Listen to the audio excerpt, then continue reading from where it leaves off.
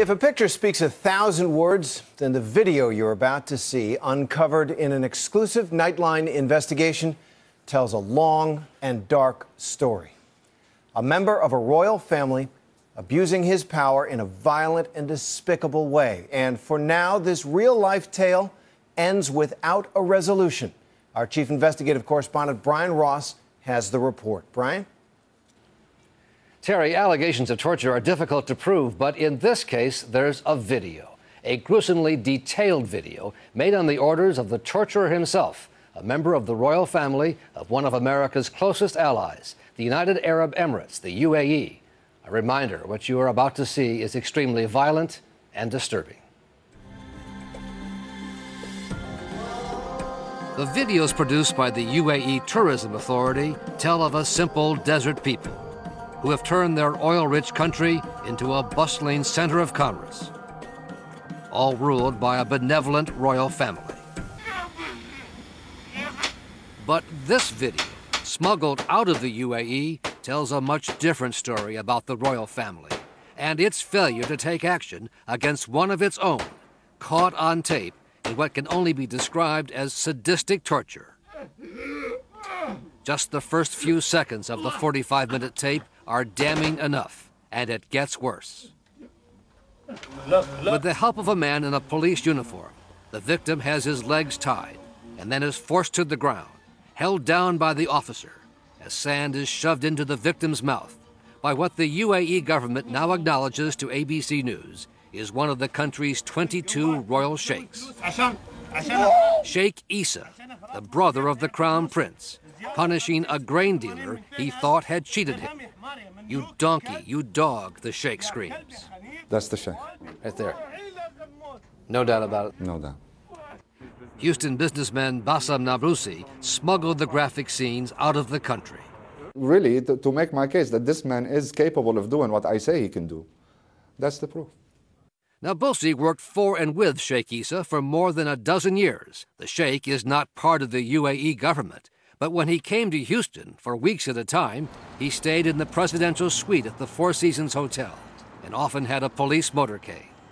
Nabrousi says he and Sheikh Issa were business associates until a falling out that has led to a lawsuit and now the public release of the torture tapes. It's like you flipped a switch and the man took a wrong turn in his life and started getting violent. Nabrousi says the torture took place at Sheikh Issa's royal ranch on the outskirts of Abu Dhabi. And he says the sheikh ordered Nabrousi's brother to record the sessions so the sheikh could watch them later. At one point, the sheikh instructs the cameraman, get closer, let his suffering show." After using a cattle prod on his victim, there's this gruesome scene. The sheikh points to a board with a nail protruding and then begins to beat him again and again. "Where's the salt?" asks the sheikh. Salt poured into the wounds in the middle of the desert at night, tortured by a member of the royal family, held down by men in uniform over a missing load of grain worth about $5,000. There are worse scenes so horrific we can't show them on television. It's absolutely revolting, and I must say I find it a great shame. Sarah Lee Whitson of Human Rights Watch says she has never seen such a graphic tape with the torturer flaunting his axe. Oh my God. And most troubling, she says, the role of uniformed officers in carrying out the torture session. They're acting under the color of law, and they represent the government. If the government does not investigate and prosecute these officers and those commanding these officers to go along with what we've just seen, then it is the state that is torturing them. But in a statement to ABC News, the UAE Minister of Interior, Sheikh Issa's brother, says a government review concluded that all rules, policies, and procedures were followed correctly by the police department.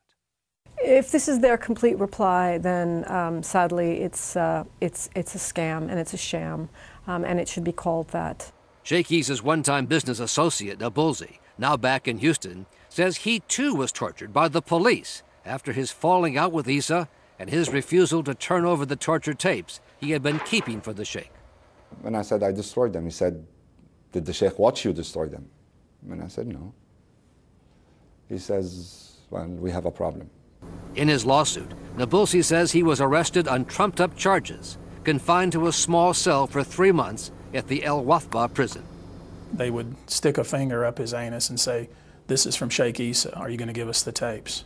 They would keep him from sleeping, deny him his medications, tell him that they were going to rape his wife, kill his child, made him pose naked while they took pictures. In its statement, the UAE says Nabulsi, quote, was in no way mistreated during his incarceration. There's no record the U.S. government ever protested Nabulsi's treatment to the UAE, even during the state visit last year by Sheikh Issa's brother, the Crown Prince, to President Bush at Camp David. This is awful. This is terrible.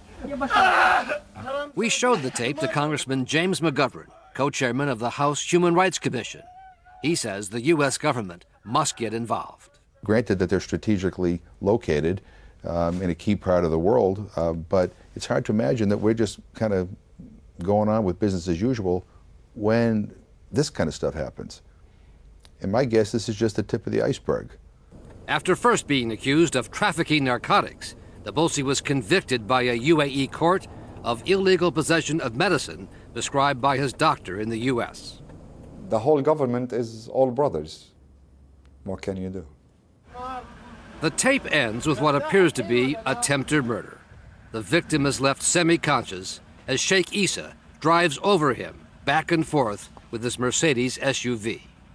Incredibly, Nabulsi says the grain dealer survived, but spent months in the hospital recovering from internal injuries. To date, there has been no police action taken against Sheikh Issa, whose brother, the chief of police, opened and then closed an official investigation. This is something that the UAE government must act on immediately in order to salvage its reputation of a country with any semblance of law and order and fairness and justice. In a statement today, the State Department said only that it urges all governments to fully investigate allegations of criminal acts. Nabulsi says he showed the tape to an official at the U.S. Embassy in Abu Dhabi the day before he was arrested. He says the only advice he got from the American official was to get his family and leave the country as soon as possible. Terry?